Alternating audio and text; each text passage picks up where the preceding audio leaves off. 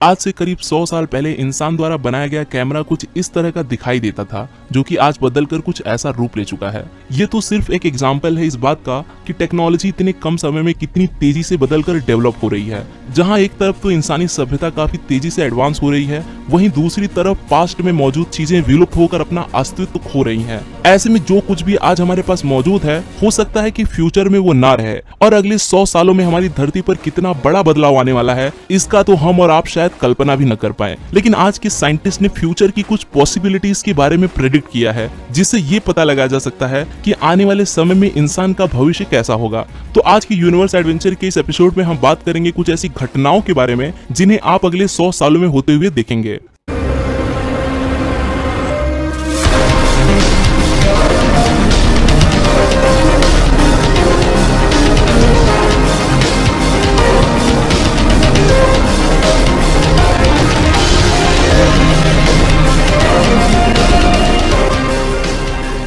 साल 2020 से लेकर 2040 तक हम सभी जानते हैं कि दुनिया की सबसे ज्यादा पॉपुलेशन वाला देश चाइना है और उसके ज्यादातर नागरिक बुढ़ापे का शिकार हो चुके हैं। लेकिन जल्द ही यह आंकड़ा बदलने वाला है, क्योंकि अब भारत दुनिया की सबसे ज्यादा आबादी वाला देश बन जाएगा। इस दौरान बुर्ज खलीफा भी दुनिया की सबसे ऊंची बिल्डिंग होने का खिताब खो चुकी होगी, क्योंकि उसकी जगह जेडा टावर ले चुका होगा। एलोन मस्क के पहले स्टारशिप रॉकेट को मंगल ग्रह पर भेजा जाएगा। यह पहली बार धरती से बाहर किसी दूसरी ग्रह पर इंसानी बस्तियों को बसाने की शुरुआत होगी। वायरलेस चार्जिंग भी एडवांस हो चुकी होगी और अब मोबाइल फोन को वाईफाई जैसी टेक्निक के इस्तेमाल से चार्ज किया जाएगा। धरती पर इस समय पर एक ऐसे डिजिटल फैब्रिक को बनाकर तैयार किया जाएगा जिन पर लगे सेंसर्स की मदद से इन कपड़ों को पहनने वाले इंसान की हर तरह की हेल्थ से जुड़ी कंडीशन का पता लगाया जा सकेगा। धरती पर बड़ी बड़ी बिल्डिंग्स को बनाने के लिए आज की ईंटों की जगह पर इलेक्ट्रिक स्टोरेज सेल्स का इस्तेमाल किया जाएगा, जो सूरज की रोशनी से चार्ज होकर बिजली पैदा करने का काम करेंगी। घर घर में रोबोटिक डॉग्स का इस्तेमाल किया जाने लगेगा। इस समय हमारी गाड़ियां आपस में कम्युनिकेट करने लगेंगी, जिससे एक्सीडेंट होने का खतरा न के बराबर हो जाएगा।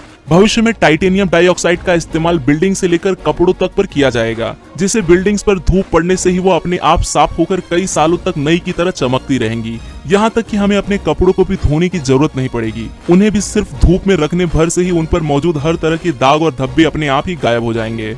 सन 2040 से 2060 तक अब तक ग्लोबल वार्मिंग के चलते धरती का तापमान बहुत ज्यादा बढ़ चुका होगा। उत्तरी ध्रुव पर मौजूद बर्फ काफी तेजी से पिघलने लगेगी। धरती पर पॉपुलेशन इतनी तेजी से बढ़ चुकी होगी कि लोगों के रहने के लिए अमेज़न रेन फॉरेस्ट जैसे जंगलों को आधे से ज्यादा नष्ट कर दिया जाएगा। यहाँ तक कि धरती की आधी से ज्यादा जनसंख्या के पास पीने के लिए पानी तक भी मौजूद नहीं होगा। लेकिन अब तक हम इंसानों को मार्स पर भेजने में कामयाबी हासिल कर चुके होंगे। वहाँ पर मशीनों की मदद से पानी और ऑक्सीजन का निर्माण किया जाने लगेगा, जिससे कि आने वाले समय में वहां पर धरती जैसे वातावरण का निर्माण होने लगेगा और मार्स की धरती पर भी पेड़ पौधे उगने लगेंगे। वहीं धरती पर ट्रैवलिंग के लिए ऐसे सुपरसोनिक जेट्स का इस्तेमाल किया जाने लगेगा कि उनकी मदद से हम 10 घंटे की दूरी को भी सिर्फ आधे घंटे में ही तय कर लेंगे। इस नई तकनीक से धरती पर हमारी लाइफ और भी ज्यादा फास्ट हो जाएगी और हमारा कीमती समय बचने लगेगा। एलोन मस्क अपने न्यूरालिंक प्रोजेक्ट के जरिए इंसानी दिमाग में ड्रिल की मदद से एक ऐसी चिप को इंसर्ट कर देंगे जो इंसानी दिमाग की कमियों को खत्म कर उन्हें जीनियस बनाने में भी मदद करेगा, और साथ ही वो कई तरह की बीमारियों को पीड़ित लोगों को भी ठीक करने का काम करेगा। आने वाले समय में इन चिप्स में कुछ ऐसे अपडेशन होने लगेगी जिससे उस समय में इंसानों को बातचीत करने के लिए बोलने की भी जरूरत नहीं पड़ेगी।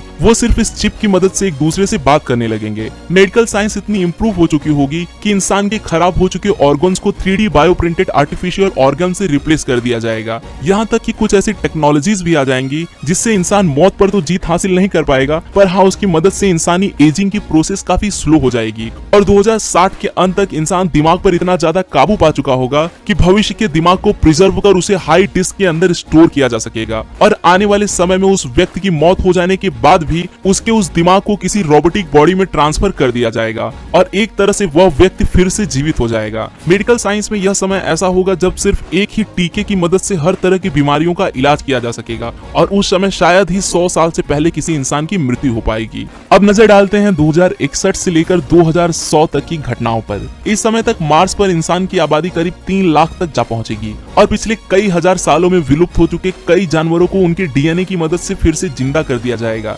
इंसान स्पेस में मौजूद एस्ट्रॉइड्स में से भी जरूरी मिनरल्स को कलेक्ट कर उसका इस्तेमाल ईंधन के रूप में करने लगेगा। स्टेम सेल टेक्नोलॉजी की मदद से इंसान अपने शरीर के खोए हुए पार्ट्स जैसे कि उंगलियों को दोबारा से रीग्रो कर पाएगा। आयरन मैन मूवी के टॉनी स्टार्क की तरह इंसान आर्क रिएक्टर टेक्नोलॉजी को काफी हद तक कॉम्पैक्ट और एफिशिएंट बना चुका होगा, जिसके इस्तेमाल से ईंधन की खपत खत्म हो जाएगी। अब तक इंसान के लिए दूसरी प्रजातियों के जीव जंतुओं से भी कम्युनिकेट कर पाना संभव हो जाएगा। 2075 तक पॉल्यूशन के चलते धरती की खराब हो चुकी ओजोन लेयर, जो सूरज की खतरनाक अल्ट्रावायलेट किरणों को धरती पर आने से रोकती है, पूरी तरह से रिपेयर हो चुकी होगी, जिससे धरती पर होने वाली काफी खतरनाक बीमारियों से मुक्ति मिल जाएगी। साइंस और टेक्नोलॉजी की मदद से इंसानी शरीर में कुछ ऐसे चिप्स को इंजेक्ट किया जाएगा जो इंसान की लगभग हर तरह की समस्या को दूर कर देगी। जैसे कि अगर कोई इंसान अपना वजन कम करना चाहता है तो वो पेट में लगी अपनी इस चिप की मदद से अपने खाने पीने की डाइट पर भी काबू कर पाएगा। इस समय तक टेक्नोलॉजी इतनी एडवांस हो चुकी होगी कि आर्टिफिशियल आंखों, सिंथेटिक ब्लड और यहाँ तक कि कानों की सुनने की क्षमता को भी काफी हद तक बढ़ा दिया जाएगा।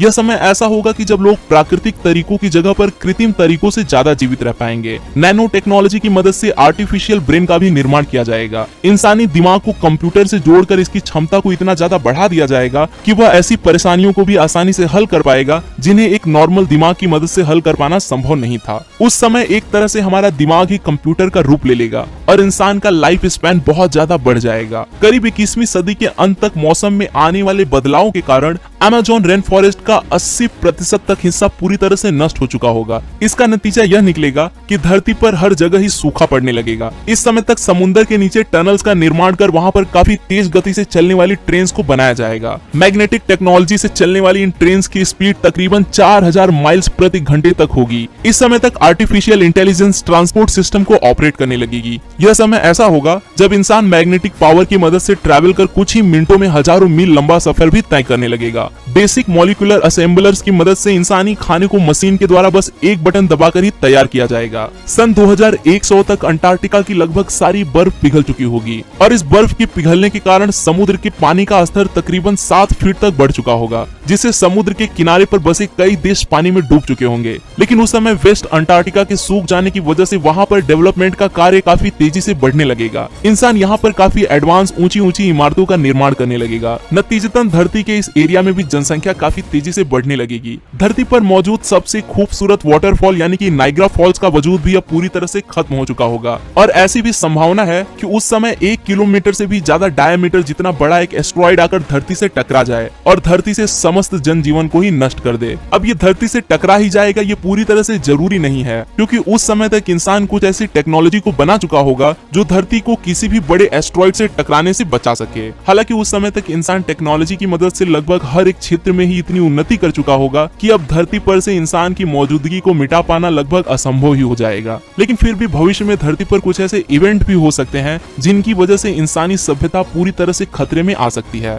जैसे कि भविष्य में एक सुपर वोल्केनिक इरप्शन यानी कि ज्वालामुखी विस्फोट भी हमारा स्वागत कर रहा है और यह विस्फोट किसी आम ज्वालामुखी की तरह नहीं होगा, बल्कि इसका प्रभाव तो धरती पर किसी बड़े एस्ट्रॉइड के टकराने से भी ज्यादा खतरनाक होगा। यह धरती पर प्रति 100 किलोमीटर क्यूबिक जितना काला धुआं उत्पन्न करेगा, जिसके चलते हमारी धरती के ऊपर एक मोटे बादल की चादर बिछ जाएगी जो धरती के अंदर की गर्मी को ना तो बाहर निकलने देगा और इसकी वजह से धरती से बाहर की गर्मी भी धरती की सतह पर नहीं पहुंच पाएगी, जिसका नतीजा यह निकलेगा कि यहाँ पर इंसानों का बच पाना लगभग नामुमकिन ही हो जाएगा और ऐसे में यहाँ पर एक हिमयुग की शुरुआत होगी। अब ऐसे में इंसान को किसी दूसरे ग्रह पर भी अपने पैर जमाने ही होंगे। यही कारण है कि इंसान मंगल जैसे कई दूसरे ग्रहों पर इंसानी जीवन को पहुंचा पाने में हर एक मुमकिन कोशिश में लगा हुआ है। यकीनन फ्यूचर में इंसान हमारे सोलर सिस्टम के कई प्लैनेट्स पर इंसानी बस्तियों को बसा चुका होगा और उन प्लैनेट्स के इन्वायरमेंटल कंडीशंस के अकॉर्डिंग फ्यूचर में इंसान का बायोलॉजिकल स्ट्रक्चर भी बदल चुका होगा, जिसका नतीजा यह निकलेगा कि हर प्लैनेट के इंसान देखने में एक दूसरे से काफी अलग दिखाई देंगे। अब आपको चाहे इस बात पर यकीन ना हो, लेकिन इन सब की तो शुरुआत भी हो चुकी है।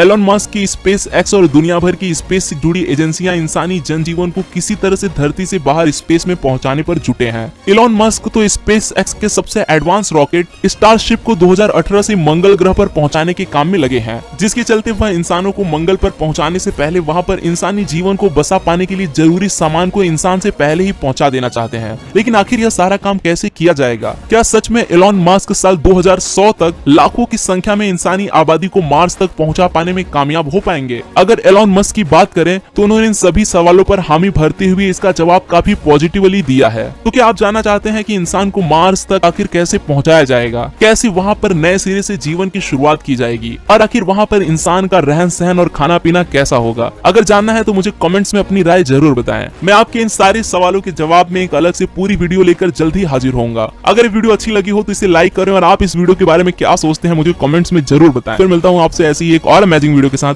तब तक के लिए नमस्कार।